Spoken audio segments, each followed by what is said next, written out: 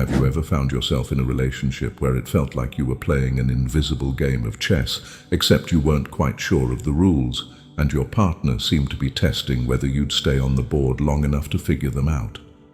This peculiar dance, this silent game avoidance play to see if you'll stay, reveals one of the most fascinating and heartbreaking patterns in human connection. Picture this scenario. You're deeply invested in someone who seems to oscillate between drawing you close and pushing you away, creating a mysterious rhythm that leaves you questioning your every move. One moment they're texting you at midnight, sharing their deepest fears. The next, they've vanished for 3 days without explanation. You find yourself analyzing every interaction like a detective examining clues, trying to decode whether their silence means disinterest or simply their peculiar way of expressing care. This isn't random behavior, mind you.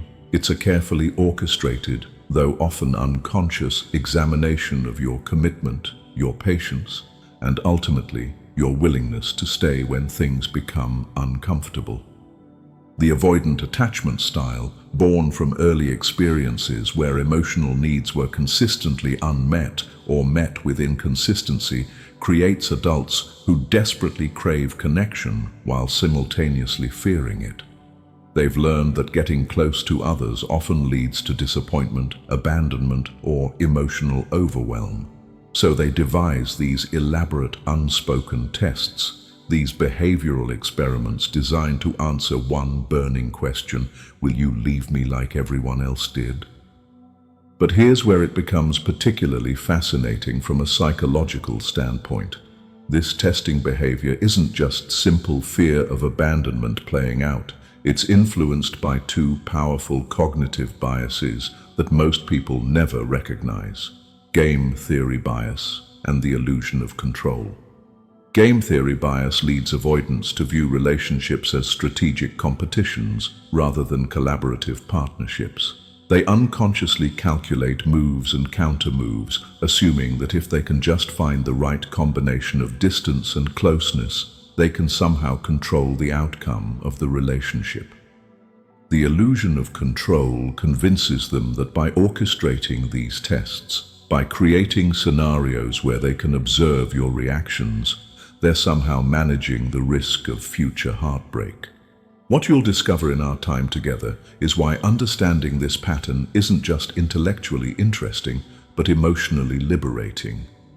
You'll learn to recognize these silent games not as personal rejections, but as desperate attempts at connection from someone who learned early that love often comes with conditions and exits. More importantly, you'll understand how to respond in ways that either help heal these patterns or protect your own emotional well-being when the games become too costly to play.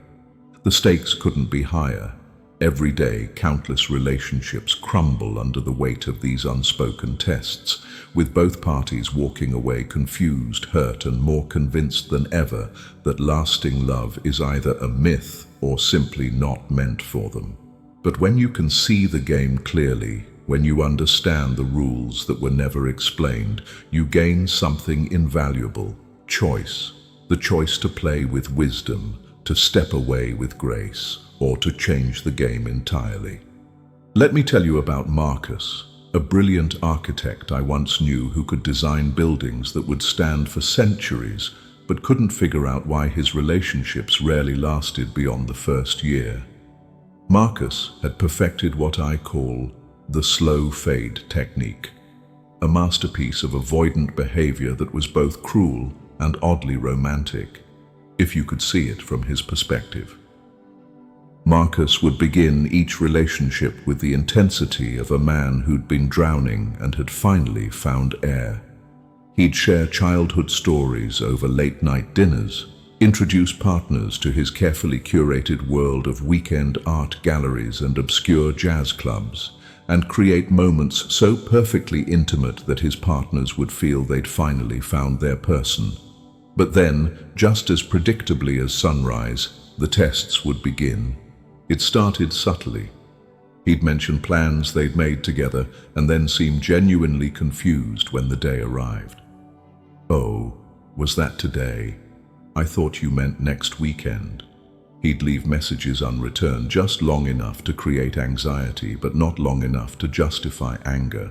Most tellingly, he'd create small conflicts over trivial matters, a peculiar form of relationship stress testing that served a deeper purpose than anyone realized at the time. Sarah, his last serious relationship, described it like being in love with a ghost who occasionally became solid. She'd arrive at his apartment to find him deeply absorbed in blueprints, acknowledging her presence with a distracted smile that somehow made her feel both welcome and invisible simultaneously. He'd cancel dinner plans because of sudden inspiration for a project, then show up at her office the next day with her favorite coffee and an apology so genuine it erased her frustration entirely. The most heartbreaking test came during their 8-month mark, when Sarah's father was hospitalized. She called Marcus at 2 in the morning, crying, needing someone to simply hold space for her fear. He listened patiently, said all the right words, and promised to drive her to the hospital in the morning. But when morning came, his phone was off, and he was nowhere to be found. Sarah spent the most terrifying day of her adult life alone, wondering if she'd imagined the connection they'd built. 3 days later, Marcus reappeared with flowers and an explanation about a family emergency of his own. But here's what Sarah didn't know, what none of his previous partners had known. Marcus had spent those 3 days in his apartment, staring at his phone, crafting and deleting dozens of messages. He'd driven to the hospital twice but never got out of his car. He was conducting the most important test of their relationship, though he couldn't have articulated this even to himself. In his unconscious mind, shaped by a childhood where his mother's love was conditional on his independence and emotional restraint, Marcus needed to know, would Sarah still be there when he failed her? Would she fight for the relationship when he made it difficult? Could she love him, not just when he was the perfect, attentive boyfriend, but when he was selfish, unavailable, and disappointing? The tragedy wasn't that Marcus was inherently cruel or manipulative. The tragedy was that his testing was designed to answer the wrong question. Instead of asking, "Will you leave when I'm imperfect?" he should have been asking, "How can we build something strong enough to weather both of our imperfections?" But avoidant attachment doesn't teach you to build together. It teaches you to protect yourself by maintaining control over the inevitable ending. Sarah, exhausted by 8 months of feeling like she was constantly auditioning for a role she thought she'd already earned, ended things the following week. And Marcus, having confirmed once again that people always leave, felt both heartbroken and vindicated. The game had played out exactly as his unconscious mind had predicted, reinforcing patterns that had been carved into his psyche decades earlier. But here's where the story takes an unexpected turn. 2 years later, Marcus met Claire, a woman who'd done her own work around attachment and recognized his tests for what they were, not rejections, but invitations to prove her consistency. When Marcus employed his signature slow fade, Claire neither chased desperately nor disappeared in frustrated anger. Instead, she maintained her own steady presence while giving him space to feel safe. When he created conflicts over small things, she'd address the surface issue practically while acknowledging the deeper fear underneath. "It sounds like you're worried I might not stick around when things get complicated," she'd say with a gentle smile. "I get that.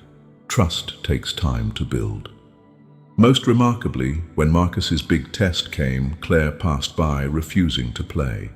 During a particularly stressful period at work, Marcus became distant and critical, picking fights and withdrawing affection in ways that had driven away every previous partner. Instead of escalating or withdrawing herself, Claire sat him down and said something no one had ever said to him before. "I can see you're scared that I'm going to leave, so you're trying to control when and how it happens. But I'm not leaving, and I'm not going to let you sabotage something beautiful because you're afraid of being hurt. We can work through your fear together, or I can love you patiently while you work through it yourself, but I won't participate in destroying what we've built. Now, understanding these patterns is one thing, but knowing how to navigate them wisely is quite another. The first and most crucial step is recognizing that these tests aren't about your worth or your performance in the relationship. They're about your partner's deep-seated fear of abandonment, expressing itself through the only strategy they learned in childhood: maintaining distance to avoid overwhelming pain. When you find yourself in the early stages of these silent games, resist the natural impulse to either chase harder or withdraw in frustration. Avoidants are exquisitely sensitive to both pursuer and distancer energy, and both responses confirm their deepest fears. Instead, practice what I call steady presence. Continue to show up authentically and consistently without increasing your efforts to win their approval or decreasing your efforts out of spite. Think of yourself as a lighthouse, maintaining your own steady beam regardless of whether ships are sailing toward you or away from you. The second crucial understanding involves recognizing game theory bias in action. When your avoidant partner creates distance, they're often unconsciously calculating your next move.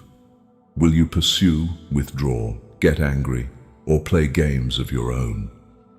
They've turned the relationship into a strategic competition where vulnerability feels like showing your hand to an opponent rather than sharing your heart with a teammate.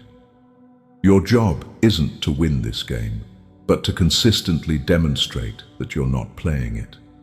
Respond to their authenticity with authenticity, to their fear with compassion, and to their games with gentle refusal to participate. This brings us to the illusion of control, perhaps the most heartbreaking aspect of avoidant testing. Your partner genuinely believes that by orchestrating scenarios and observing your reactions, they're somehow preventing future heartbreak.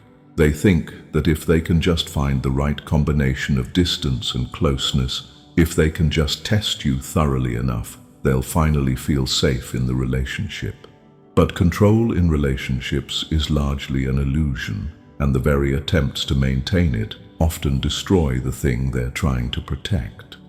When you encounter the illusion of control in your avoidant partner, the most loving response is to demonstrate repeatedly that the relationship doesn't need to be controlled to be safe. This means being absolutely consistent in your responses, following through on every commitment, and most importantly, maintaining your own emotional regulation regardless of their testing behavior. You become a living proof that not everyone will abandon them when things get messy or complicated. However, and this is crucial, there's a difference between being patient with someone's attachment wounds and accepting treatment that damages your own emotional well-being. Set clear boundaries around behavior that crosses the line from fearful attachment into disrespect or cruelty. You might say something like, "I understand you're scared of getting hurt, and I'm willing to be patient with that fear. But I won't accept being ignored for days without explanation or being made to feel like I'm constantly auditioning for your affection. Let's figure out how to help you feel safe without making me feel unstable." The most advanced strategy involves helping your partner recognize their own patterns without making them feel attacked or analyzed. This requires tremendous emotional intelligence and timing. During calm moments, you might gently observe patterns you've noticed. "I've seen that you sometimes create distance when we've been especially close. I'm wondering if that's your way of making sure I'm not going to suddenly leave." This approach validates their protective strategy while opening the door for more conscious choice-making. Remember that healing avoidant attachment isn't your responsibility, nor is it something that happens quickly. These patterns were formed over years or decades and represent your partner's best attempt at staying safe in relationships. Change happens through consistent, safe experiences that slowly convince their nervous system that intimacy doesn't inevitably lead to abandonment. Sometimes the wisest and most loving choice is to step away from these games entirely. If you find yourself constantly walking on eggshells, losing your sense of self, or becoming anxious and obsessive about the relationship, it may be that this particular person isn't ready for the kind of connection you're seeking. There's no shame in recognizing that while you can offer patience and understanding, you can't heal someone who isn't actively working to heal themselves. The Silent Game Avoidants play to see if you'll stay reveals something profound about the human condition, our desperate need for connection, warring against our terror of vulnerability. These aren't calculated manipulations by inherently selfish people, but unconscious strategies developed by children who learned that love often comes with conditions, disappointments, and departures. Understanding this doesn't mean you should accept treatment that diminishes your own well-being, but it does mean you can respond with wisdom rather than reactivity. The most beautiful relationships I've witnessed between avoidants and their partners weren't characterized by the absence of these testing patterns, but by the gradual transformation of them. What begins as, "Will you stay if I push you away?" slowly becomes, "I'm scared of losing you. Can you help me learn to stay close?" What starts as unconscious game playing evolves into conscious communication about fear, need, and the terrifying beauty of letting someone matter deeply to you. Your task, should you choose to engage with these patterns, is to remain grounded in your own worth while offering the kind of steady, unconditional presence that can slowly heal these ancient wounds. You're not trying to win their love through perfect performance, nor are you accepting scraps of affection in exchange for your patience. You're demonstrating through your consistency that some people can be trusted to stay, that some connections can weather imperfection, and that love doesn't always end in abandonment. But perhaps most importantly, you're learning to trust your own intuition about what you need in relationships. Sometimes the most loving thing you can do for an avoidant partner is to refuse to play games that diminish both of you. Sometimes healing happens not through staying and enduring, but through loving someone enough to show them that their behavior has real consequences, that pushing people away actually does result in people leaving, and that they have the power to choose connection over control. The silent game ends when someone finally speaks the truth underneath it. "I'm terrified you're going to leave, so I keep testing whether you will. But what I really want is to learn how to trust that you'll stay, and I need your help to figure out how we build something strong enough for both of our fears." That conversation, that moment of raw honesty, is where real love begins. Everything before it is just the long, complicated dance we do while gathering the courage to be truly known. Choose wisely, love bravely, and remember that the most profound healing happens not when we perfect our games, but when we finally find the courage to stop playing them all together. If you believe this video might help someone dear to you, share it with them. A small gesture on your part could mean the world to a friend in need.